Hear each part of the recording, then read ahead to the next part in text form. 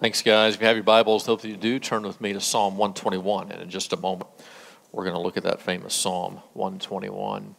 When a movie maker is trying to tell a story, she has many tools that she can use, he can use in order to show you where the story is going to go. They love to do foreshadowing to let you know that just what you're seeing in the moment may not be the actual outcome. And one of the favorite tools of a storyteller, of a movie maker of some sort, are the eyes.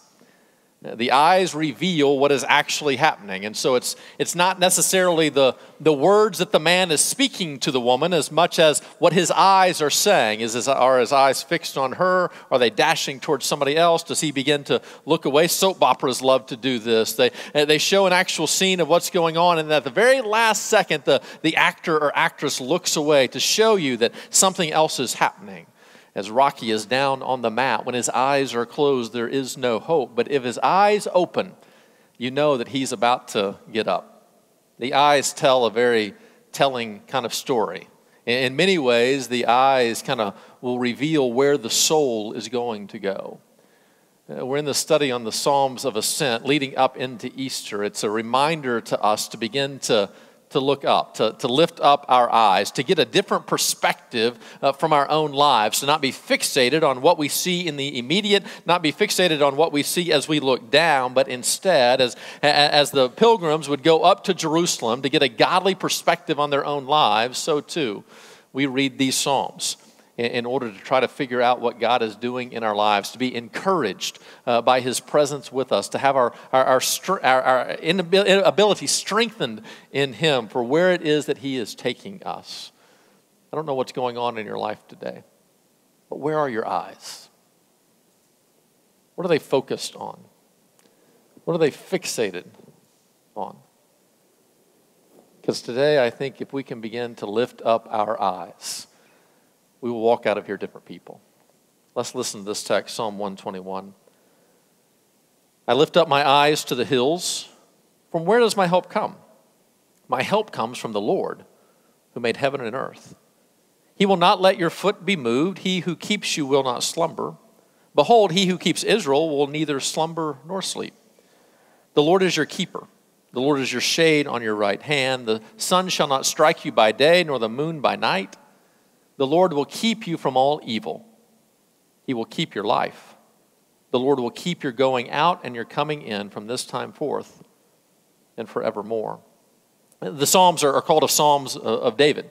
And Psalm 121 is oftentimes attributed to David. He is in all likelihood the person who penned the psalm originally within his own life context. And then over time, this got batched in with the Psalms of Ascent where they would read it on their way up to the temple. But you remember David, a little shepherd boy. Remember Samuel came to anoint a new king, Saul, who had been God's chosen one, had rebelled against God, had made a sacrifice in a way that God did not desire, did not want. And so God forsakes Saul at that moment and told the prophet Samuel to now anoint a new king. And so Samuel came to the household of Jesse to find a new king. And Jesse had many sons, and it was going to be obvious it was going to be the strongest one or the smartest one or the brightest one. But the prophet looked over all the sons, and none of them seemed to be the one that God was choosing.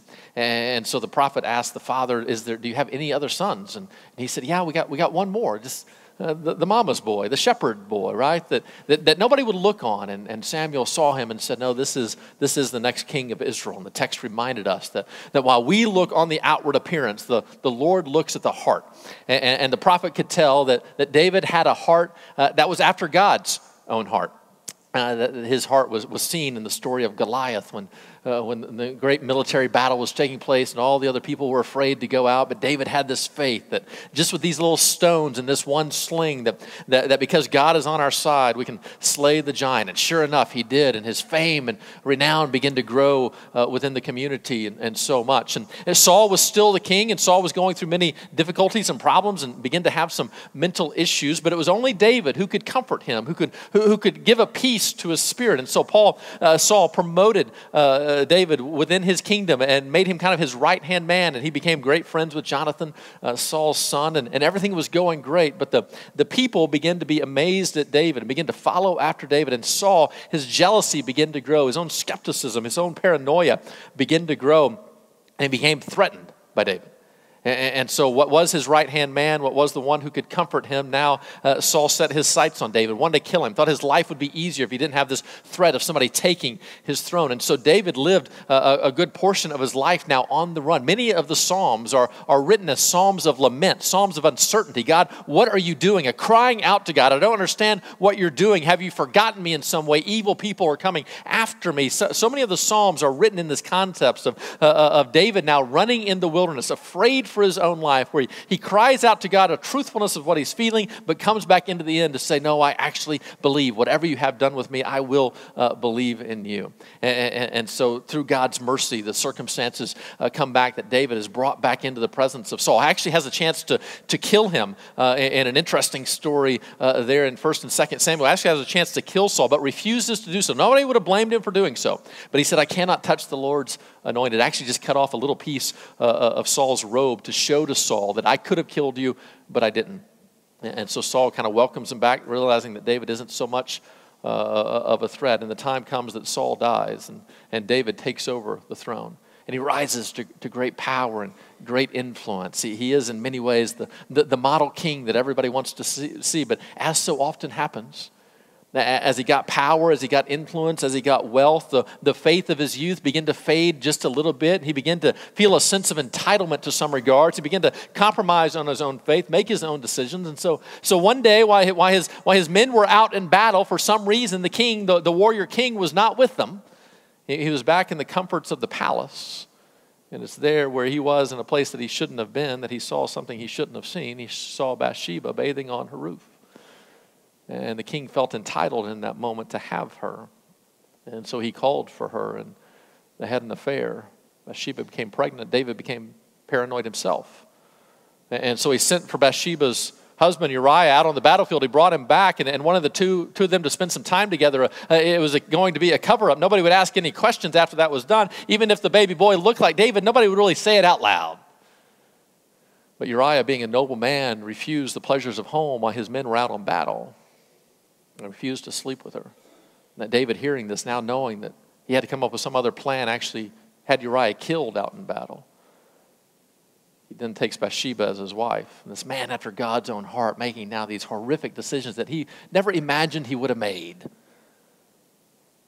And yet the baby is born, and the baby ultimately dies as a punishment in that circumstance to David's sin. He grieves deeply over what he has caused, the shame and the agony of what's going on. Psalm 51 is a beautiful confession to what was taking place. The prophet actually comes to David at one point when nobody knows his sin. The prophet comes to David and calls him out on it. And in many ways, it's in that moment that we see the true nature of a follower, of a believer now of Jesus Christ. That the difference between an unbeliever and a believer is not necessarily in the things that we do, for we all can make mistakes. We can all make horrific decisions, horrific choices. The true test of a believer is when we're called on the carpet. A believer in that moment confesses, takes the rebuke, thanks the person for rebuking them, and confesses their sin as David did in Psalm 51. An unbeliever in that moment, their pride swells up, their paranoia grows even harder, and they become even more staunch in their rebellion against God. But David shows his true heart. He's sorrow-filled for what has happened. He begs for the mercy of God, begs that God would make him clean again. And David begins to follow after God. But another son rises up, Absalom. And this son is much like his father. He's apparently a good-looking man, an athletic man, a man that can draw, and very charismatic, can draw a lot of people to him. And the nation begins to follow after Absalom to some extent. And Absalom begin to think to himself, why can't I have the throne of my father? Why can't I become king now? And basically almost now wishing for his father's death, he wants to take over in much the same way that David saw Bathsheba, something he couldn't have, but he desperately wanted. Now, Absalom sees the throne, something he can't have, but he desperately wants. And he begins to make plots and plans of how to get it. And so he stands outside the city gates. And as the foreigners would travel in and they would have their cases that they would want heard before the king, Absalom would talk to him and say, if only I was here to rule, I could give you justice in this moment.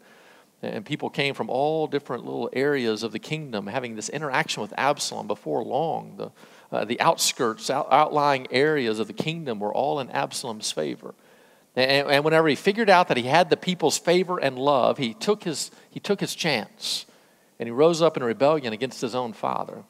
And David had to flee.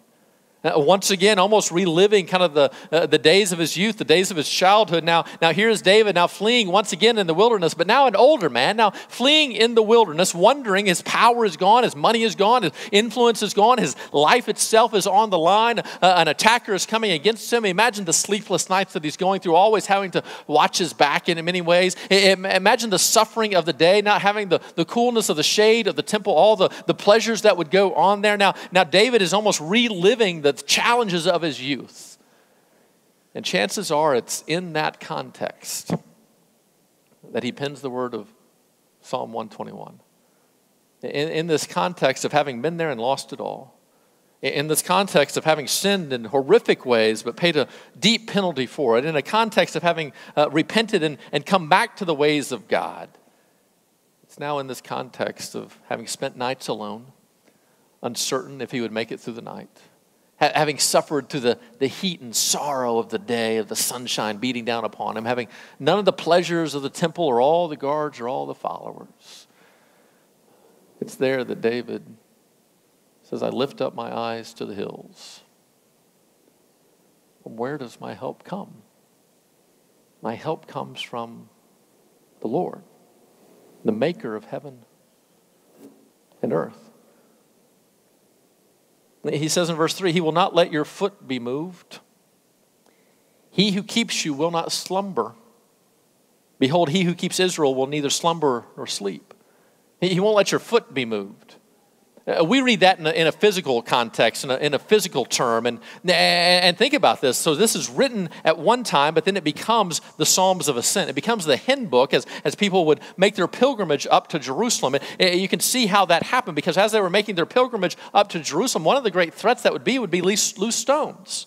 That they would set their foot down to take the next step, and they would get on some loose stones, and they would turn an ankle. They would twist an ankle. Their footing would give way in some regard. And so we can understand how this became this promise of almost a physical kind of protection. But biblically speaking, this idea of your foot will not be moved is not meant in a physical kind of context.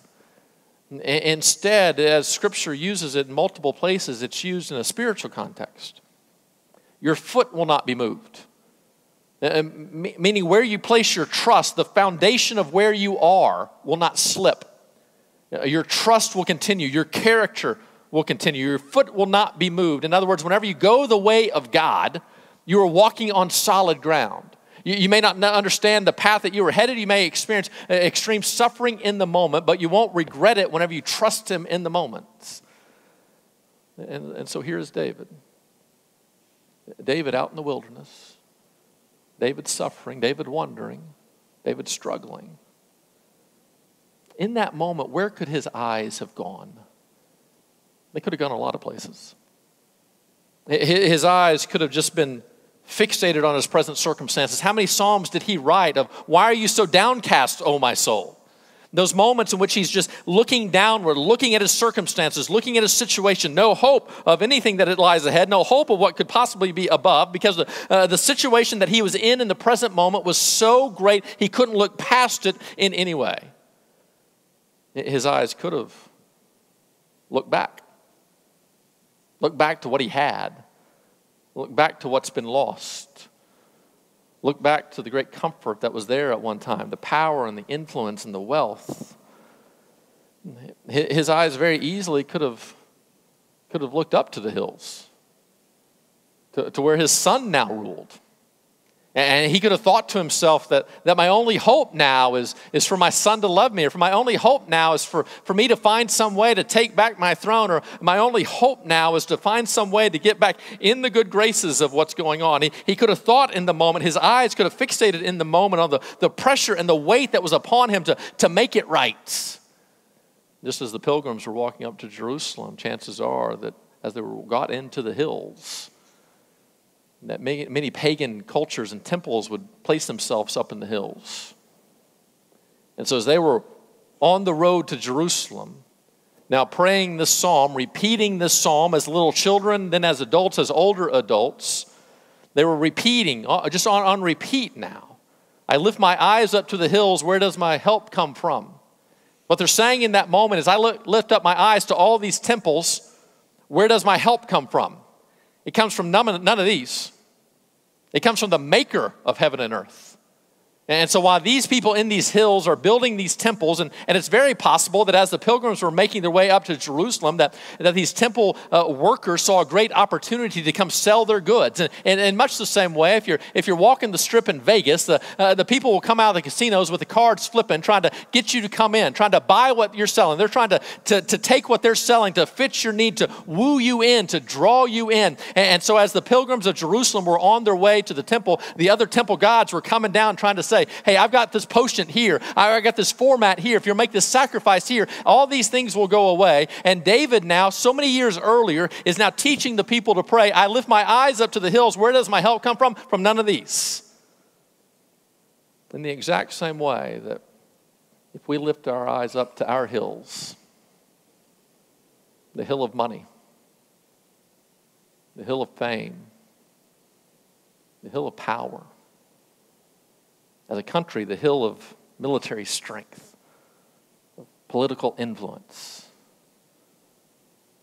From where does our help come? What are we placing our trust in? Now to protect us, to keep us, to watch out for us. For some in this room, we're so downcast by the situations going on in our lives that we can't look up. And so we're fixated on these situations and we can't move past them.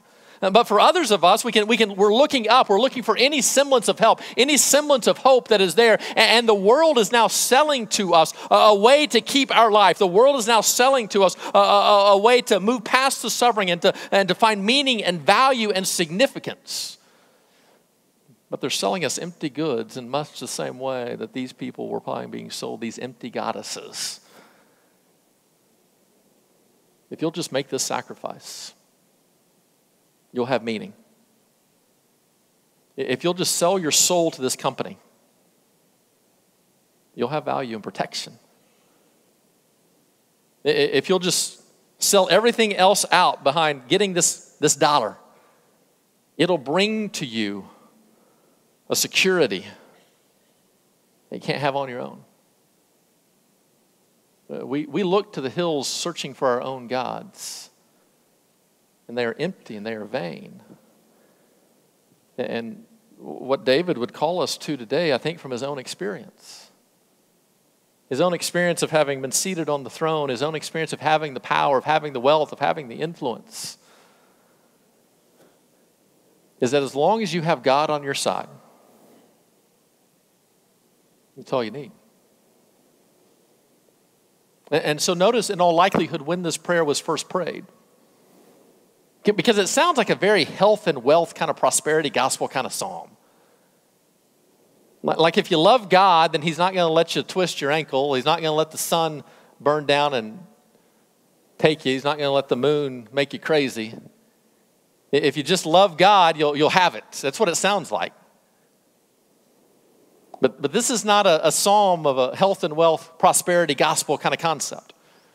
Because we know too many other examples in which that's just not the case. We know within the story of Job that Job was a faithful man, not perfect, but a faithful man, and yet he suffered in unimaginable ways. The loss of 10 children, his own physical sufferings that took place, having everything stripped from him, having to deal with the friends that he was dealing with, trying to comfort him in horrific ways. Job suffered so much. And yet even he could pray this psalm. So how do we get that perspective? How can we be the ones that whenever we're in the midst of the wilderness, having lost everything, having been stripped of everything, some because of our own poor choices, some because of the choices of others, the rebellions of others, how can we have such faith that we can pray? I lift my eyes up to the hills. From where do my help come from? It comes from the Lord, the maker of heaven and earth. The only way to have this is to be able to take a step back from the immediate moment, to take a step back to get a bigger picture of what is happening, a greater understanding. In much the same way that this became one of the Psalms of Ascent, because the people needed to leave their hometowns and go up to Jerusalem to worship, to have this moment so that they could come back into their daily lives with this different perspective, so too you and I need to, in the midst of our everyday lives, lift up our eyes away from what we're experiencing in the moment, away from the sorrow and the suffering and the uncertainty and the confusion, not in denial of it,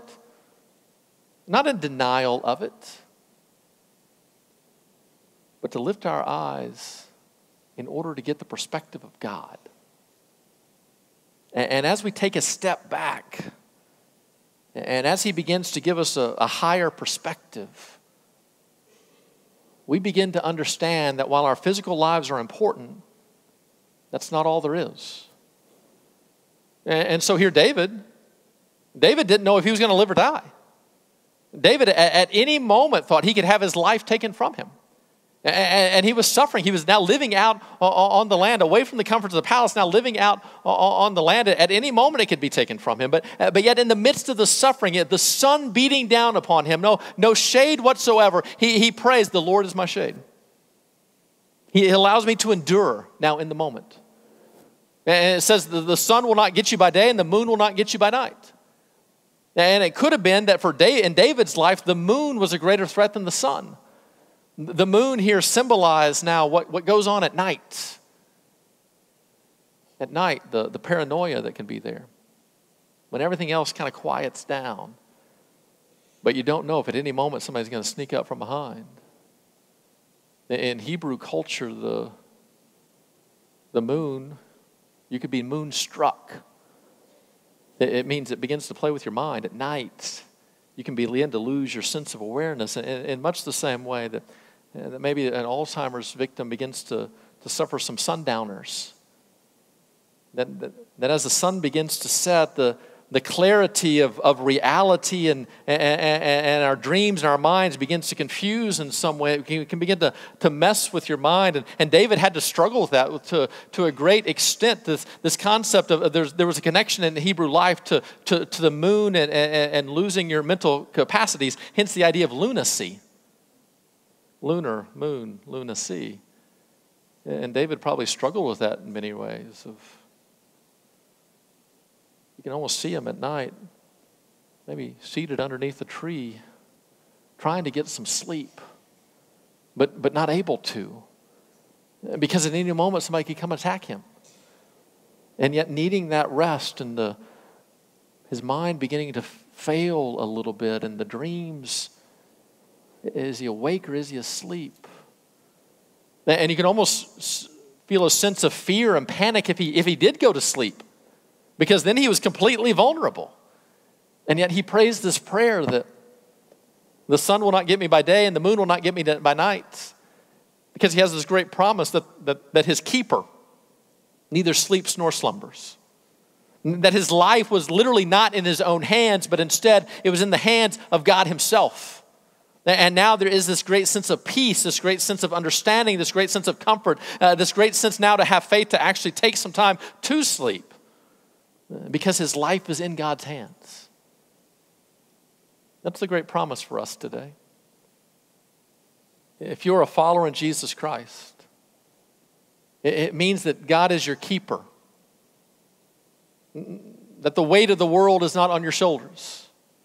That even your life isn't set in your own hands. Now, clearly you have responsibilities. Clearly you need to make wise choices. Clearly God wants to work through you to do things, and you need to seek Him and understand Him to operate properly in some ways. Some of the ways that God helps us, some of the way that God keeps us is through His Word by showing us the right direction to go, and in faith we follow after Him. But in the end, whether you live or die, that's in God's hands. In the end, whether this relationship makes it or doesn't, it's in God's hands. In the end, beyond just your limited responsibilities, our trust and hope is now in Jesus. And David, having lost everything, I think now has this perspective in which he recognizes that even if my life is taken, Even if Absalom kills me in a way that I wouldn't even kill Saul, that is not going to thwart God's plan for me. My life is important, but it's temporary. This physical body is important. That's one of the key Christian concepts, that Christianity believes in the importance of the physical body. But this isn't all we have. There's more to the story. There's more to the understanding. And unless we lift our eyes up, unless we take a step back, unless we get a bigger picture, we can become so fixated on this world, on this earth, on this body, on this moment, that we lose all perspective of the truth. And the truth is that God has you. He keeps you. And there is nothing that anybody can do to change God's plan for my life. There is no way that you can do anything to injure me, to thwart what God is doing in my life. You can harm the physical body, but you can't touch the soul. And you can't touch my ultimate pilgrimage up to God. And so this psalm in part is a prayer in which David now is reminding himself of the truth. At a moment that he's probably exhausted, having been running for so long, the grief of seeing what his son has done to him, the sorrow of the children that he has lost already. He's exhausted in this moment. And that exhaustion is probably creating a great deal of doubt in his mind, but it's also probably, if he's not very careful, if he lets it dwell there too long, it will create an apathy. And so he's reminding himself of the truth in this moment, not only to give him a sense of rest, to remember the big picture here of God's got this that isn't on me, but also to give him a sense of motivation now, a sense of action to now take place, to go do what he's supposed to do, to trust God and to believe God in the moment, that no matter what the outcome is in the moment, he's never going to regret now obeying God. And so he says, I lift my eyes up to the hills. Off these current circumstances, I lift my eyes up to the hills. From where does my help come? It's not from that goddess or that power or that throne or that influence or his approval. My help comes from the Lord, the maker of heaven and earth. It's the same type of perspective that Joseph had. Joseph in the Old Testament now sold out by his brothers out of their jealousy. And now supposed to rule and reign over them, but instead sold into slavery and eventually thrown into a pit. Thrown into a pit, you can almost hear him pray. I lift my high eyes up to the hills. From where does my help come? My help comes from the Lord, the maker of heaven and earth. So me being in the pit in this moment does not define my soul, doesn't define my identity, it doesn't define who I am, it doesn't define what God is ultimately going to do. This pit is a moment. I don't like it. It is the pit. I don't like it, but I'm not going to stay here. God's going to do something. It's almost the same prayer that you can hear Jesus pray. Jesus probably knew the Psalms by heart. And so whenever he's in the garden, he prays, Lord, if there's any other way, let this cup pass from me. But not my will, but your will be done. It's just conjecture, but it's very possible that having felt the Father say no to his prayer, it's very possible that Jesus might have said, I lift up my eyes to the hills. Standing there in the Garden of Gethsemane where you can see the hill line, I lift up my eyes to the hills. From where does my help come? My help comes from the Lord, the maker, the ruler of heaven and earth. Where are your eyes today? Stephen being stoned to death lifted his eyes to heaven and walked into the presence of God. The Samaritan woman, full of shame, pushed aside, beaten down, heard the truth from Jesus, and the text said she lifted her eyes up and she went and testified to her old community. Where are your eyes today? Now, I'm not asking you to deny your circumstances. As a matter of fact, I'm asking you to look at it in a much deeper way than maybe you ever have before. to grieve every ounce of life that needs to be grieved, to communicate the sorrow and the suffering to a God, to literally bare your own soul, to speak to him in a way that maybe you've never spoken to anybody else. I'm not asking you to live in denial of what's going on. I'm asking you to live it fully, to experience it, and then to lift your eyes up. Beyond your own circumstances, beyond your own situations, beyond what is going on in this moment today, to lift your eyes up and begin to get God's perspective. That he is sovereignly in control. That he is more than willing to, as a good, loving father, to allow you to suffer in the moment, to not only transform your heart, but to also use you for other situations and circumstances that you won't see until heaven itself. God is more than willing, because of the goodness that is set before you, God is more than willing to allow suffering in the moment. But where are your eyes? If your eyes never move past you, you're not going to see it. If your eyes are constantly darting around for whoever is promising the fastest, easiest fix, you're never going to see it. So where are your eyes? And where should they be? There is only one person who has proven himself faithful enough for you to be willing to lift your eyes from the hardships of life and to focus on him.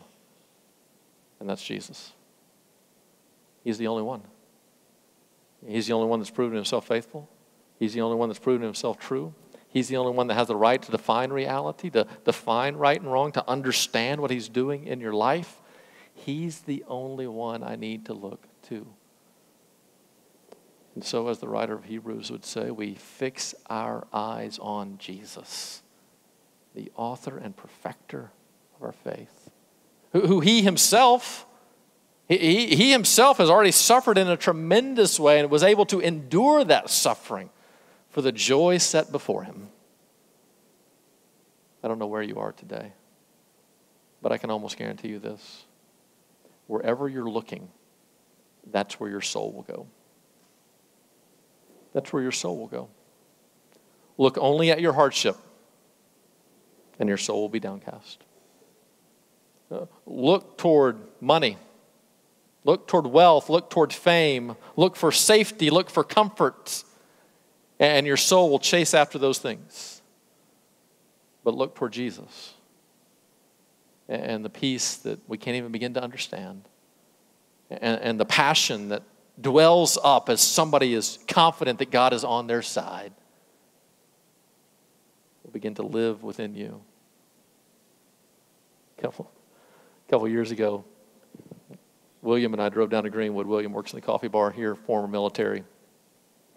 So we went down to Greenwood. And we pulled in the parking lot, and I have no idea what this guy was upset about. I just don't remember it. I don't even think in the moment I ever got an understanding of what he was upset about, but he was mad about something. And we pulled in the parking lot, and he was there, and so I got out of the car, and he got out of the car, and he came at me in a very kind of firm, aggressive way. And I didn't back down in the moment. And I acted in the moment in a much more confident way than I ever have before. And I didn't yell back by any means, but he spoke very firmly to me, and I spoke very firmly to him of how it was going to be and what was going to happen. And he got in his car and he drove off. And William turned to me and goes, "Man, I've never seen you like that." I said, "Yeah, I'm awfully confident when you're here with me."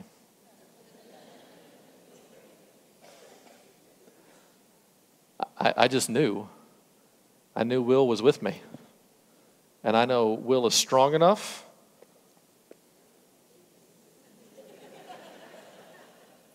He's got a really good core underneath the untucked shirt. I knew Will was strong enough in that moment that I could be a little bit more bold. I wasn't ungodly, but I was far more confident than what I normally am. Why? Because Will was on my side. I wonder, where are you today? Is God on your side? Because if he is, you can trust him. If he is, you can follow him. If he is, you can endure this moment.